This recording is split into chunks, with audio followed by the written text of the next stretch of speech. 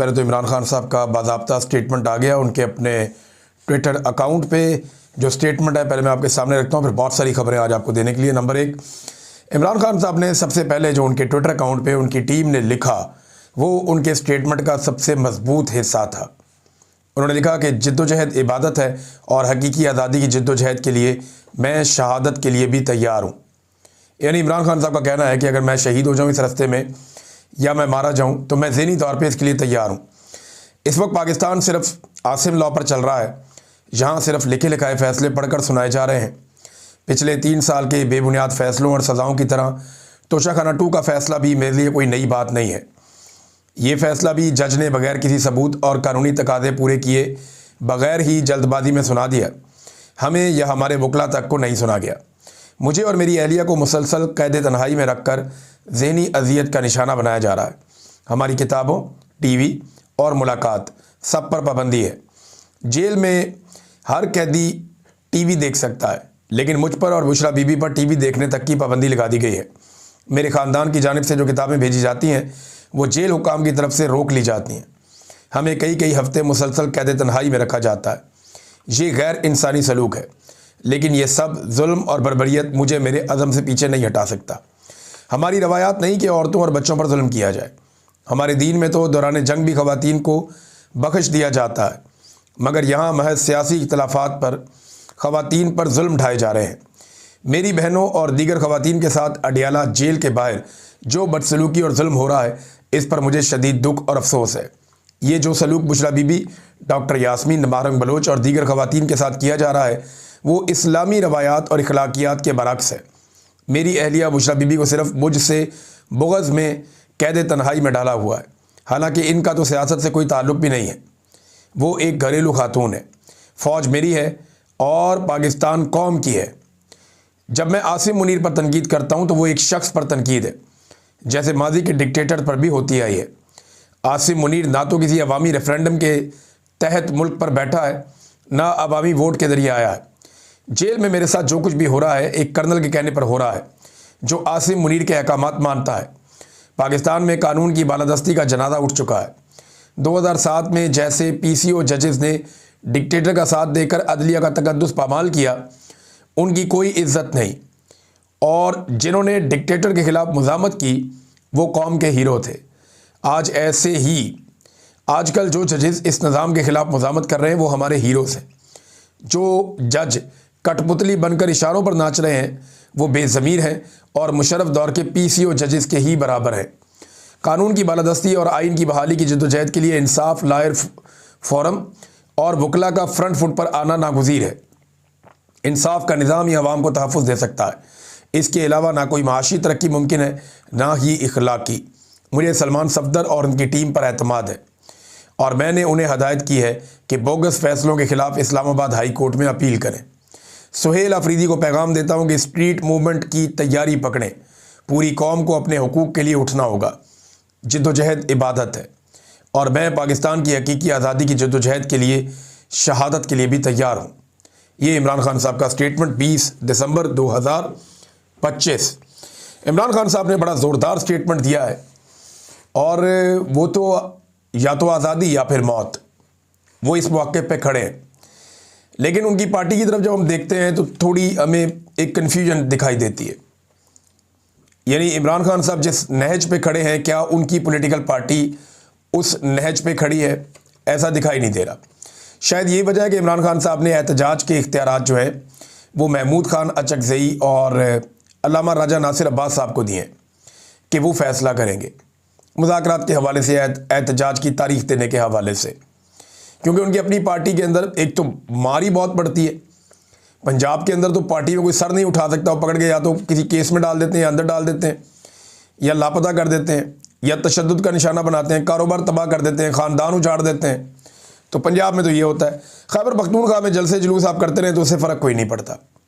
लिहाजा पाकिस्तान तहरीक इंसाफ को एक बड़ी मूवमेंट खड़ी करनी पड़ेगी। सुहेल अफरीदी के वज़ीर आला खैबर पख्तूनख्वा बनने से जो एक उम्मीद नौजवानों में पैदा हुई थी, पाकिस्तान तहरीक इंसाफ ने अभी तक उसे कैश नहीं करवाया, क्योंकि ये बहुत बड़ा मौका था। लेकिन पाकिस्तान तहरीक इंसाफ ने उससे कोई एक तहरीक या कोई एक मोमेंटम बनाने के लिए अभी तक इस्तेमाल सही तरीके से वो नहीं कर पाए। वो जलसे वलसे कर रहे हैं, तो जलसे तो पहले भी होते रहते हैं, बाकी पॉलिटिकल पार्टीज भी करती रहती हैं। लेकिन जिस पॉलिटिकल पार्टी ने एक इनकलाब का दरवाज़ा खोलना हो, वो खाली जलसे नहीं करते, उनकी तो बड़ी ज़बरदस्त जिम्मेदारियाँ होती हैं। उन्हें हर गली में, हर मोहल्ले में, हर इलाके में, हर गांव में, करिया करिया हर जगह जाकर उन्हें अपना पैगाम ना सिर्फ पहुंचाना होता है, बल्कि ज़ोरदार तरीके से लिए उसके साथ साथ लोगों को मुनज़्ज़म करना होता है। ज़ोरदार तरीके से एक बड़ी पुरअमन फोर्स कायम करनी होती है, जो ना सिर्फ लोगों की राय को बदले, बल्कि जब वक्त आए तो फिर सारे के सारे बाहर निकले तो पूरे पाकिस्तान के हालात तब्दील हो जाएं। तो वो तो नहीं हुआ, लेकिन इमरान खान साहब की फैमिली जो है वो लगातार बैन अल-अक़वामी मीडिया को इंटरव्यूज़ दे रही है। इसमें अलीमा खानम ने एक और इंटरव्यू दिया अल जज़ीरा को, और ये आवाज़ उठा रहे हैं हर फोरम के ऊपर, हर जगह इस्तेमाल कर रहे हैं। इमरान खान साहब के बच्चे हों, इमरान खान साहब की बहनें हों, ये लोग भरपूर आवाज़ उठा रहे हैं, और कोई है ही नहीं इमरान खान का या उनकी पॉलिटिकल पार्टी जो है उसमें जो लोग पाकिस्तान से बाहर मौजूद हैं वो भी उतना काम नहीं कर पा रहे। एक बड़ी डिवाइड पैदा हो गई थी ओवरसीज़ पाकिस्तानियों में। लेकिन अब ये कोशिश की जा रही है पाकिस्तान तहरीक इंसाफ के लोगों की जानिब से कि जो ओवरसीज़ पाकिस्तानियों के मुख्तलिफ धड़े हैं उन्हें इकट्ठा करके एक मरतबा फिर एस्टेब्लिशमेंट से इमरान खान साहब की जान छुड़ाने के लिए मिलकर कोशिश की जाए। देखिए, आपस में लड़ना तो बड़ा आसान होता है, तो एस्टेब्लिशमेंट के साथ अगर फड्डा है तो फिर आपको खुलकर आना पड़ेगा। इमरान खान साहब के बेटों का जो इंटरव्यू हुआ ना मेहदी हसन के साथ, उसने एक वाकया भी सुनाया। मेहदी हसन बड़े अच्छे जर्नलिस्ट हैं, उन्होंने कहा जी मैं टैक्सी में बैठा तो पाकिस्तानी ड्राइवर था। नॉर्मली यहाँ पे यूके में आप टैक्सी इस्तेमाल करते हैं तो अक्सर आपको पाकिस्तानी ड्राइवर ही आपको मिल जाते हैं, कोई इंडियन भी मिल जाते हैं, लेकिन ज़्यादातर आपको पाकिस्तानी ड्राइवर्स मिलते हैं। तो वो जो पाकिस्तानी ड्राइवर था, कहता है जी वो मैंने जब उससे बात की तो वो इमरान खान का तस्करा करते हुए वो रो पड़ा। उसने कहा जी मैं इमरान खान के लिए जान भी दे सकता हूँ। ये इमरान खान साहब के बेटों को उसने बताया। इन्होंने कहा मैं लंदन में टैक्सी में बैठा तो टैक्सी ड्राइवर पाकिस्तानी था, मैंने पूछा कि तुम इमरान खान के बारे में क्या जानते हो। उसने कहा सर मैं इमरान खान की खातिर अपनी जान दे सकता हूँ। ये कहते हुए वो रो पड़ा। ये मेहदी हसन ने बताया देखें यहाँ बेशुमार पाकिस्तानी ऐसे ही हैं, ना सिर्फ यूरोप में, पूरे में, बरतानिया में, आयरलैंड में, जापान में, मैं जिन ममालिक में गया, इवन आज़रबाईजान में, जॉर्जिया में, जहाँ जहाँ मैं गया जो पाकिस्तानी वहाँ पे जो भी मुझे कोई मिला, हत्ता कि जो वहाँ के रहने वाले लोग हैं, उन ममालिक के जो लोग हैं वो भी इमरान खान को बड़ी इज्जत की नज़र से देखते हैं, और उन्हें एक बात समझ नहीं आती कि इमरान खान जेल में क्यों है। तो पाकिस्तानी ख़ास तौर पे जो ओवरसीज़ हैं वो तो इमरान खान साहब से बहुत ज़्यादा प्यार करते हैं, बहुत ज़्यादा, बेइंतहा। अब जनाब मैंने आपसे जैसे कहा कि पाकिस्तान तहरीक इंसाफ ने यह फ़ैसला किया है कि जो ओवरसीज़ पाकिस्तानी हैं जितने, उन्हें इकट्ठा किया जाए, दोबारा कोई इख्तलाफ है तो उसको दूर किया जाए। तो 23 दिसंबर को पाकिस्तानी सफारत खानों के सामने यूरोप में, बरतानिया में धरने दिए जाएंगे। 23 दिसंबर को क्यों दिए जाएंगे? क्योंकि मंगल का दिन है। इमरान खान साहब की बहनें अपने भाई से मिलने के लिए अडियाला जेल के बाहर पहुंचेंगी। तो इस मौका पर मुलाकात अगर ना करवाई गई तो ये प्रेशर डालने के लिए पाकिस्तान की जितनी भी एम्बेसीज बैरून मुल्क हैं, उन तमाम एम्बेसीज के बाहर बाकायदा जो है वो पाकिस्तान तहरीक इंसाफ के लोग या ओवरसीज़ पाकिस्तानी धरने देकर बैठेंगे, जैसा कि वो अडियाला जेल के बाहर वहाँ धरने देकर बैठते हैं।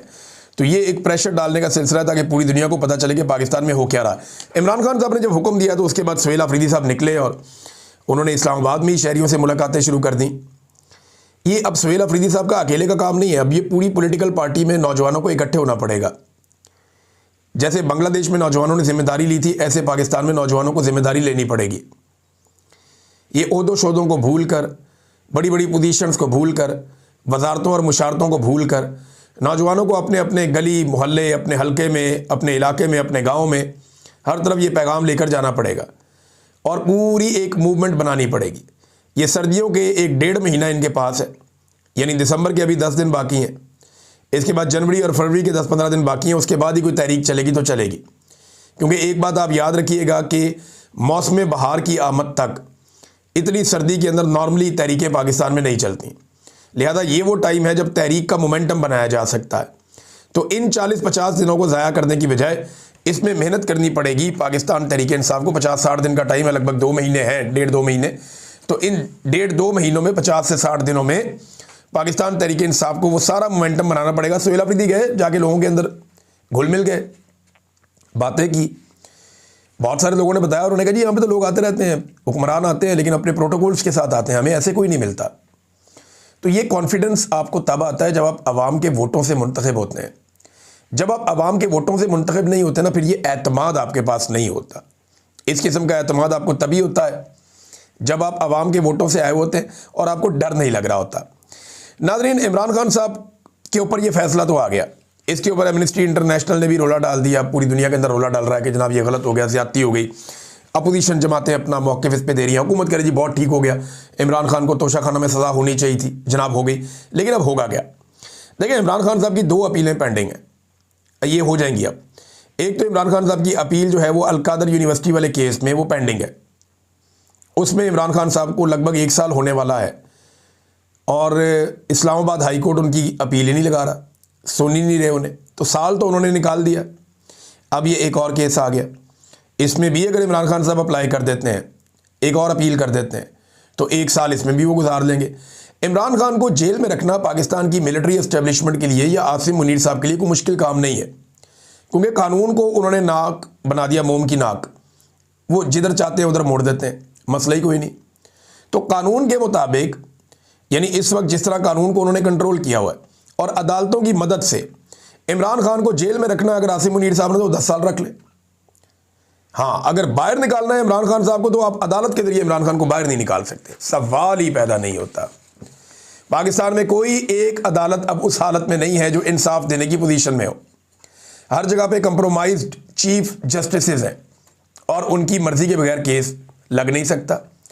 स्पेशली इस्लामाबाद में तो जस्टिस सरफराज जोगर को लाया गया, तो इंसाफ तो नापैद है, अब वो मुमकिन नहीं है। लिहाजा इमरान खान साहब का केस लगने नहीं दिया जाएगा। ये अब जितना देर चाहेंगे इस मामले को लटका देंगे। रास्ता एक ही है कि अवाम निकल के बाहर आ जाए, वो एहतजाज करे, लेकिन अवाम को डराने के लिए, धमकाने के लिए एक तरीक़ाकार इस्तेमाल किया जा रहा है कि ये भी सज़ा सुना दो, ये भी सज़ा सुना दो। यानी अब परसों हमने देखा कि पाकिस्तान तहरीक इंसाफ के रहनुमाओं को 10-10 साल सज़ा सुनाई 9 मई में, कल फिर सुना दी, अभी एक आधे दिन में और सज़ाएँ आ जाएंगी। इमरान खान साहब को भी 17 साल सज़ा सुना दी। ये किया क्यों जा रहा है? यही काम इससे पहले भी किया गया था, इलेक्शन से चंद दिन पहले 2024 में, लेकिन वो बैकफायर कर गया था। अभी दोबारा से वही काम किया जा रहा है। ये काम बार बार इसलिए किया जाता है कि लोग मायूस होना सीख लें। ये जो मायूसी है ना, ये मुसलमानों में होती नहीं है, लेकिन अगर आप लगातार लोगों को डिप्रेशन में डालते रहें, लगातार लोगों को आप ऐसी चीज़ें करते रहें, तो एक वक्त आता है कि लोग आहिस्ता आहिस्ता मायूस होना सीख लेते हैं। इसको कहते हैं कलेक्टिव लर्न्ड हेल्पलेसनेस। ये बाकायदा इसकी एक टर्मिनोलॉजी है। जो लोग साइकोलॉजी पढ़ते हैं उन्हें पता है कि लर्न्ड हेल्पलेसनेस क्या होती है। यानी आप ये सीख लेते हैं कि मैं हेल्पलेस हूँ, आप ये सीख लेते हैं कि नहीं कुछ नहीं हो सकता।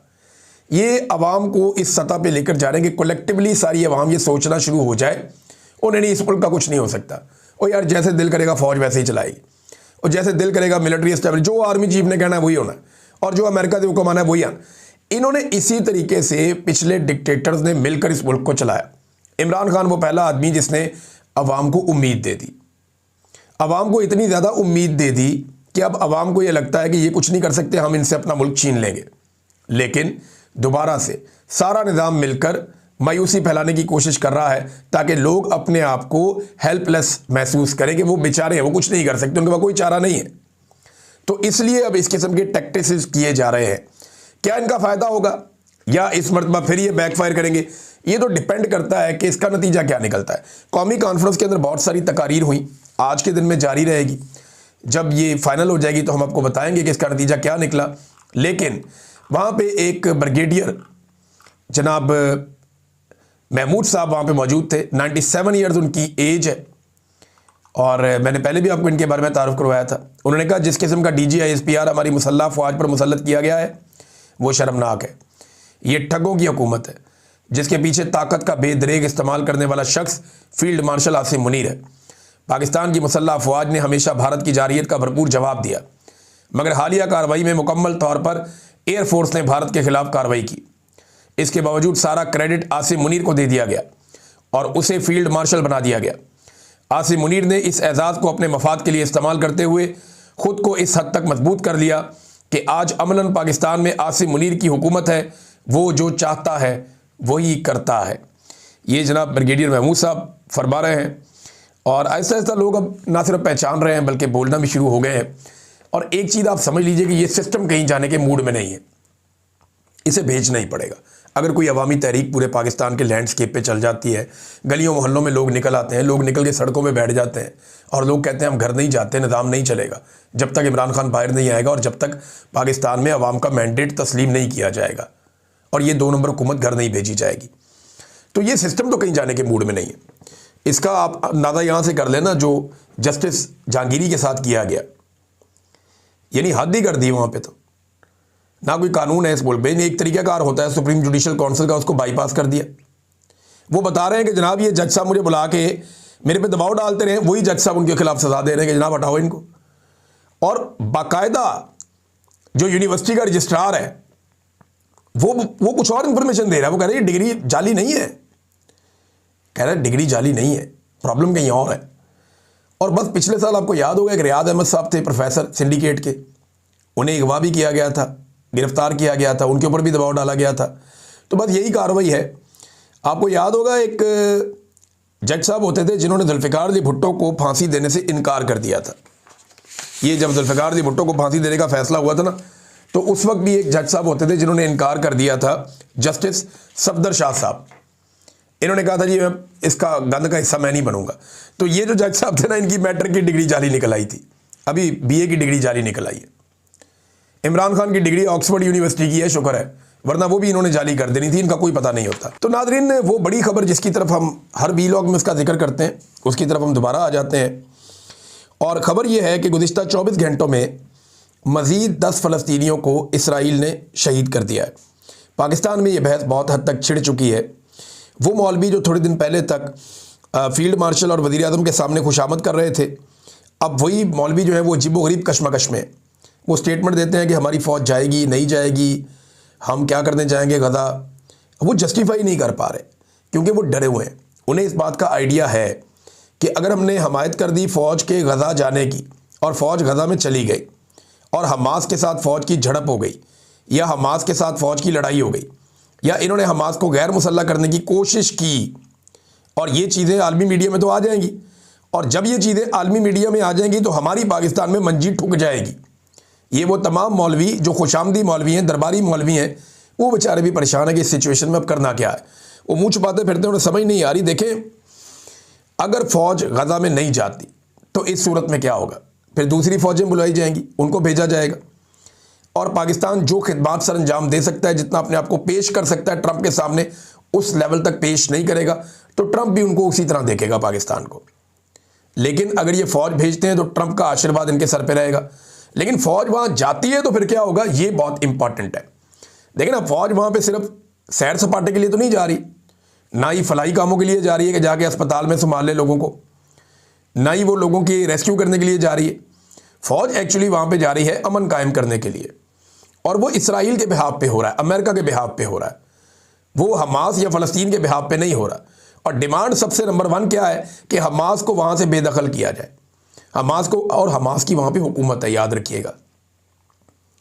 ये गज़ा का पूरा रजीम चेंज ऑपरेशन है जो करने के लिए एक फ़ौज वहाँ पे भिजवाई जाएगी। अगर पाकिस्तानी फ़ौज वहाँ पे जाती है और इसराइल की और हमास की लड़ाई होती है तो आपके ख्याल में पाकिस्तानी फ़ौज किससे लड़ेगी? हमास से लड़ेगी या इसराइल से लड़ेगी? या रोकेगी तो किसको रोकेगी? क्या पाकिस्तानी फ़ौज किसी लम्हे भी एक लम्हे के लिए इसराइल के साथ लड़ने जा रही है? सवाल ही पैदा नहीं होता, सवाल ही पैदा नहीं होता। इसराइल की मर्ज़ी से अगर कोई फ़ौज वहाँ पे जा रही है तो वो इसराइल से तो कभी नहीं लड़ेगी ना। हाँ, ये बात हमारे वुज़रा पहले दिन से कह रहे हैं कि हमास को गैर मुसल्लह करना ज़रूरी है, और हमास ने ये बात तस्लीम की। ये झूठ हमारे वुज़रा बोल रहे हैं, क्योंकि हमास ने 14 नवंबर को डोनाल्ड ट्रंप के मंसूबे के जवाब में ये कहा था कि जंगबंदी भी कबूल है, यरगमालियों की रिहाई भी कबूल है, लेकिन हथियार हम नहीं फेंकेंगे जब तक कि फ़लस्तीन की अपनी एक आज़ाद खुद मुख्तार रियासत नहीं बन जाती और कोई सियासी सलूशन नहीं निकल जाता, तब तक हथियार हम नहीं फेंकेंगे। और यही बात मोहम्मद बिन सलमान ने भी कही। मोहम्मद बिन सलमान, उनको जितना आप क्रेडिट दें वो कम है इस मामले में कि एक आदमी, एक अरब मुल्क का हुक्मरान, वो एटमी ताकत भी नहीं है, वो बहुत बड़ी फ़ौज भी नहीं है, एक बड़ी इकॉनमी ज़रूर है, वो अमेरिका में बैठा है अमरीकी सदर के सामने और उसने हामी नहीं भरी।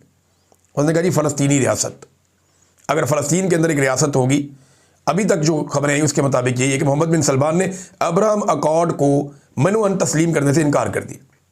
उसने कहा जी आप फ़लस्तीनी रियासत की बात करें ना, पहले आप अगर यहाँ एक रियासत बन जाती है, फ़लस्तीनियों को उनका हक मिल जाता है, तो फिर हम आगे बढ़ते हैं, फिर हम भी तस्लीम कर लेते हैं। लेकिन पाकिस्तान जो है उसके लिए एक बड़ी अजीबोगरीब सिचुएशन है। पाकिस्तानी फ़ौजी अगर वहाँ जाएंगे तो किससे लड़ेंगे, किसको गैर मुसल्ला करेंगे? ये सवालात इन मौलवियों को खाए जा रहे हैं जो बेचारे माहौल बना रहे थे। नाज़रीन, एक और ख़बर आपने यानी इसको याद रखना है, आपने जहन में रखना है कि ये जो कुछ भी पाकिस्तान की हुकूमत कर रही है ना, ये पैसे हासिल करने के लिए कर रही है।